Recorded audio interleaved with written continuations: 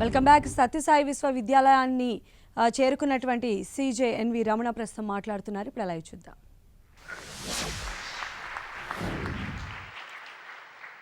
I am sure that my young friends who have graduated from this noble institution will keep up the flag of value-based education flying high and uphold the ideas of public good.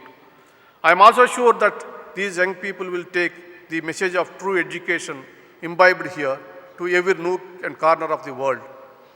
To recall the words of German Protestant reformer Martin Luther, I quote, "The prosperity of a country depends not on its abundance of its revenues, nor on the strength of its fortifications, nor on the beauty of its public buildings, but it consists in the number of its cultivated citizens, in its men of education, enlightenment and character."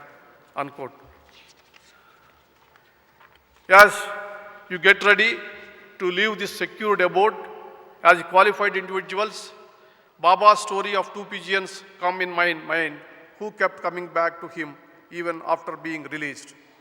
I will say from the story. Baba used to say, "Look at those birds. They have been with us for a long time. Therefore, they have become incapable of adjusting themselves in the outside of the world, although they have been set free." Unquote. I am confident that the teachings of Baba and the training imparted by this institution will enable you to face any adversity or difficulty. It is time to all of you to fly high. Sky is the limit. May the blessings of Baba see you through the initial hardships that you might encounter in the next phase of your life of journey. I extend my best wishes to this year's graduates in their professional and personal lives.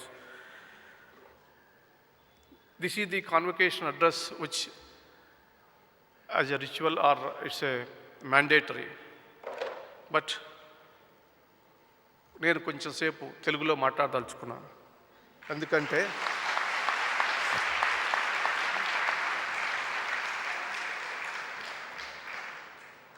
బాబా ఎప్పుడు చెప్పేవారు మనకి, మాతృమూర్తి, మాతృభాష, మాతృదేశం.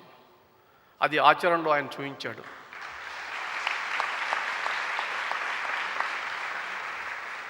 ఆయన మాతృమూర్తిని ఎలా గౌరవించారో, ఆయన మాతృ ప్రాంతాన్ని ఎలా అభివృద్ధి చేశాడో, ఆయన మాతృభాషని ఎవరు ఎక్కడున్నా ప్రపంచవ్యాప్తంగా ఆయన అక్కడ ప్రసంగించినా, సందేశం ఇచ్చినా మాతృభాషలో ప్రసంగించడం ద్వారా ఆ గొప్పతనాన్ని ఆయన తెలియజేసినటువంటి మహాత్ముడు, ఆయన చిరస్మరణీయుడు. ఆయన శిష్యులుగా, ఆయన అభిమానులుగా మనం చాలా అదృష్టవంతులు. అటువంటి ఉన్నతమైనటువంటి ఆదర్శాలని, సందేశాన్ని ఇచ్చినటువంటి బాబా యొక్క మార్గాన్ని మనం పాటించాల్సినటువంటి అవసరం ఉంది. అందుకనే 2 విషయాలు మాత్రమే మీకు నేను తెలుగులో చెప్పి ముగిస్తాను. దేశంలో ఇవాళ ఈ అత్యున్నతమైనటువంటి న్యాయ వ్యవస్థకి ప్రధాన న్యాయమూర్తిగా ఉండటం మీ అందరికీ తెలుసు. దానికి శ్రీ సత్యసాయి బాబా వారి ఆశీస్సులు, కృషి ఏ రకంగా జీవితంలో ఈ ఉన్నత స్థానాన్ని చేర్చే విధంగా సహాయపడిందో మరీ చెప్పాల్సినటువంటి అవసరం లేదు. ఈ సందర్భంగా మన ప్రజాస్వామ్య దేశంలో ఉన్నటువంటి వ్యవస్థలన్నీ కూడా స్వతంత్రంగా, నిజాయితీగా, ప్రజలకు సేవ చేసే విధంగా ఉండాలనేటటువంటిది నా ఆకాంక్ష. శ్రీ సత్యసాయి కూడా అదే చెప్పేవారు. ఈ సందర్భంగా నేటి యువతరానికి 2 విషయాలను గుర్తు చేస్తున్నా. ప్రత్యేకించి మనం పురాణాలు, ఇతిహాసాలు,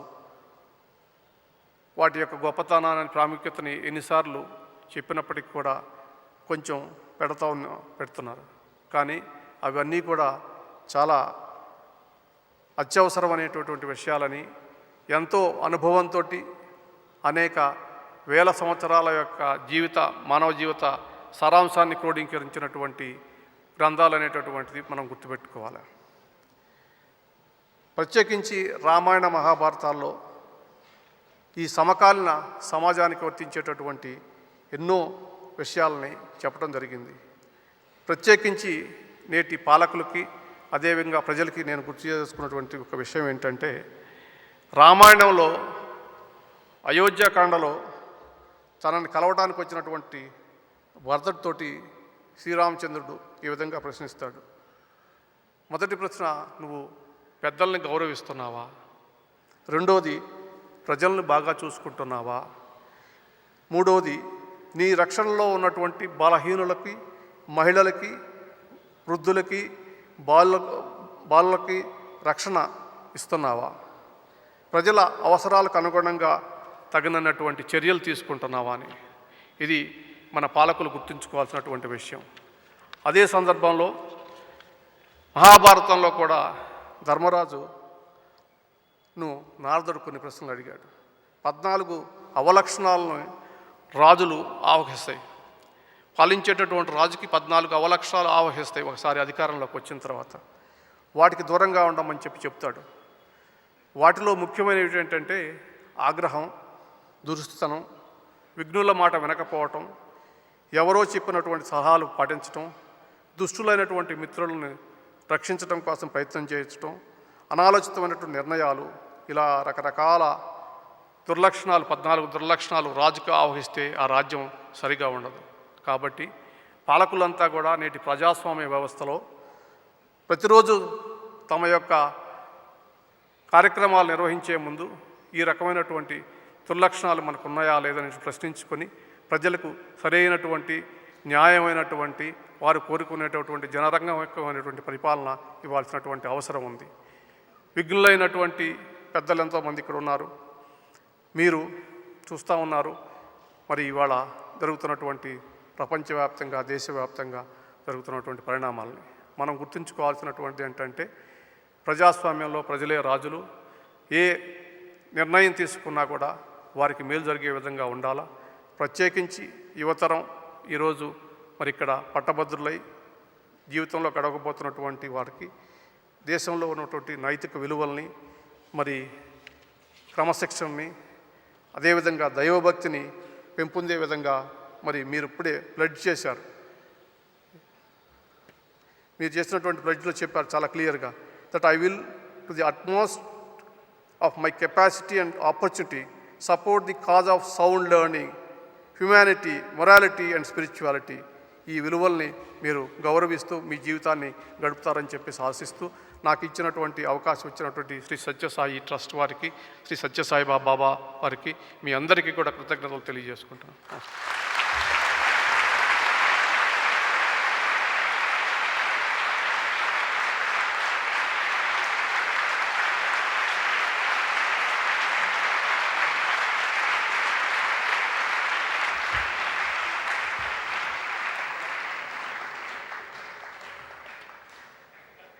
Where there is righteousness in the heart, there will be peace in the world.